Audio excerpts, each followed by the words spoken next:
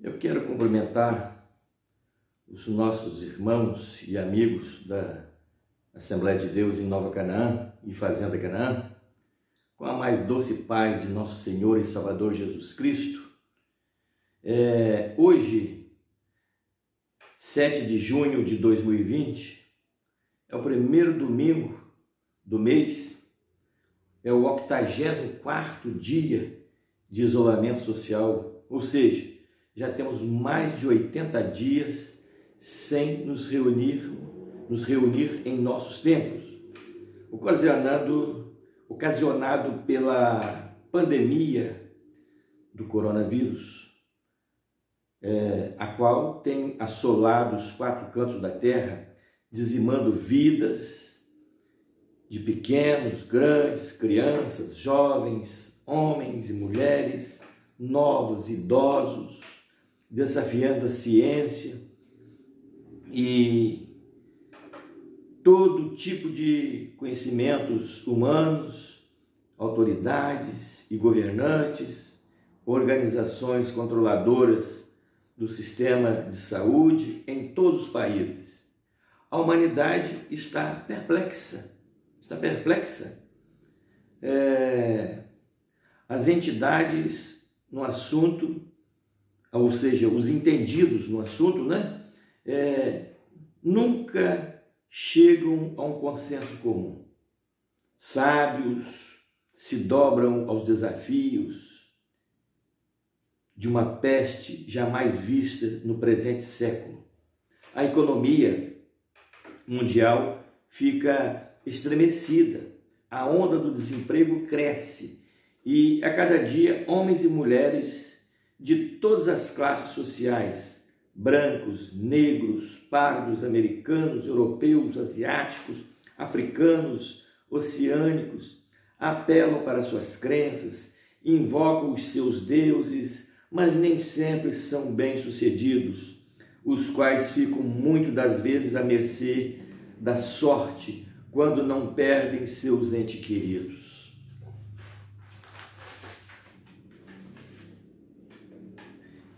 E muitas das vezes expiram todos de uma só família e como quebra, muitos em gestos de desesperos e sem forma de justificar a grande baixa na população, buscam incriminar seus governantes, outros com violências, ou seja, promove manifestações, umas pacíficas, outras com violências, bens públicos são destruídos e até mesmo bens privados também são depredados.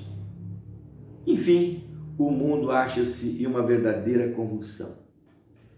Queridos irmãos, tudo isso nos remete às palavras do nosso Salvador, Jesus Cristo, que está escrito em Mateus capítulo 24, do versículo 3 até o 7, que diz assim,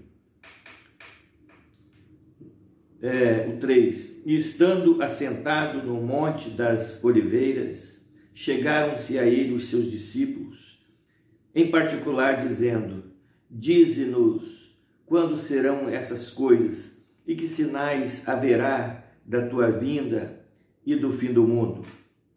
No versículo 4 diz assim, e Jesus respondendo disse-lhes, acautelai-vos, que ninguém vos engane.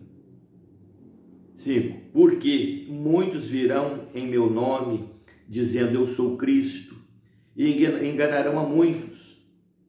E o 6, e ouvireis de guerras e de rumores de guerras, olhai, não vos assusteis, porque é mistério que isso tudo aconteça, mas ainda não é o fim. E o 7, porquanto se levantará nação contra nação, e reino contra reino, e haverá fomes, e pestes, e terremotos em vários lugares. O evangelista João, na sua carta, sua primeira epístola, no capítulo 2, versículo 18 ao 19, diz assim: filhinhos, é já a última hora, e como ouvistes que vem o anticristo, também agora muitos se têm feito anticristos, porque onde conhecemos que é já a última hora? Saíram de nós, mas não eram de nós, porque se foram de nós, se fossem de nós, ficariam conosco, mas isto é para que se manifestasse que não são todos de nós. Queridos irmãos, assim como o evangelista falou, nós podemos observar que muitos anticristos saíram do meio da igreja, né? E o que pode nos levar a entender, ao entendimento que muitos deles estavam no meio dos crentes, mas não eram convertidos. Já outros, muitos das vezes até eram convertidos, mas abandonaram a fé em Jesus e, melhor dizendo, eles se apostataram da fé. O que é apostatar? Apostatar é abandonar, desistir. Não, agora não quero saber mais disso, tal, né? Então, queridos irmãos, nós devemos ficar com o Salmo 121, né? Salmo 121, que diz assim, é o versículo 1: elevo os olhos para os montes, de onde me virá o socorro? O meu socorro vem do Senhor, que fez os céus e a terra. Ele não deixará vacilar o teu pé. Aquele que te guarda não tosquenejará. Eis que não tosquenejará e nem dormirá o guarda de Israel. O Senhor é quem te guarda. O Senhor é a tua sombra à tua direita. O sol não te molestará de dia, nem a lua de noite. O Senhor te guardará de todo mal. Ele guardará a tua alma. O Senhor guardará a tua entrada e a tua saída, desde agora e para sempre. Então, eu queria dizer para todos os queridos irmãos que estão assistindo este vídeo, prestem bem atenção. Nós estamos atravessando um momento muito difícil. E como vocês podem observar, que isso aqui não é só no Brasil, não é aqui no Espírito Santo, não é aqui em Marataízes, é no mundo inteiro. E nós estamos vendo aí como que as coisas estão acontecendo. Tem pessoas aí que já estão até abandonando a fé, outros já estão até zombando, outros estão até escarnecendo da nossa fé, estão escarnecendo do Senhor. Aí eu começo a imaginar, queridos, começo a imaginar quantas pessoas que às vezes, né? Como diz o salmista, o nécio diz não a Deus. Quantas pessoas que não acreditam na existência de Deus? São pobres miseráveis. Essas pessoas que não acreditam em Deus são pobres miseráveis. Eles vivem somente para esta vida. Somente para esta vida. E eu quero dizer para vocês, eu sempre falei, essa vida é muito curta. Essa vida aqui é muito passageira. Nós vemos aqui que em Eclesiastes diz o seguinte, que há tempo para tudo, né? Há tempo para tudo. E esse tempo aqui é tão rápido. A vida do homem, diz em Eclesiastes, que é como a erva que brota no amanhecer. Cresce ao meio-dia e ao entardecer murcha, fenece. Quantas pessoas aí que estão preocupada só com a vida material. Se esquece de procurar ter um encontro com Deus. E para ter esse encontro com Deus, existem algumas pessoas que dizem que toda religião ou todo caminho leva aos céus. Eu quero dizer que nós aprendemos que o Senhor Jesus afirmou: ninguém vem ao Pai a não ser por mim. Agora, aquelas pessoas que já reconheceram Jesus como Senhor de suas vidas, eu gostaria de dizer: firmem-se, firmem-se, porque o momento está no final. Nós sabemos que Jesus falou que ele vai voltar para buscar o seu povo. Mas aí tem gente que diz assim: mas ele vai custar muito, o Senhor Jesus vai custar muito, não vai vir agora e tal. E, puxa vida, eu desde criança eu ouço dizer que o Senhor Jesus vem e até hoje não veio. E eu quero afirmar, queridos, que há 2000 anos atrás, João escreveu que o tempo já está próximo. As pessoas, às vezes, o homem natural não entende as coisas espirituais. O homem natural não entende as coisas espirituais. O tempo de Deus não é o nosso tempo. E quero afirmar que, diante do que nós temos visto, nós estamos vendo aí, surgem muitas seitas. Tem seitas que nem falam em Deus. Tem seitas que falam só no poder cósmico.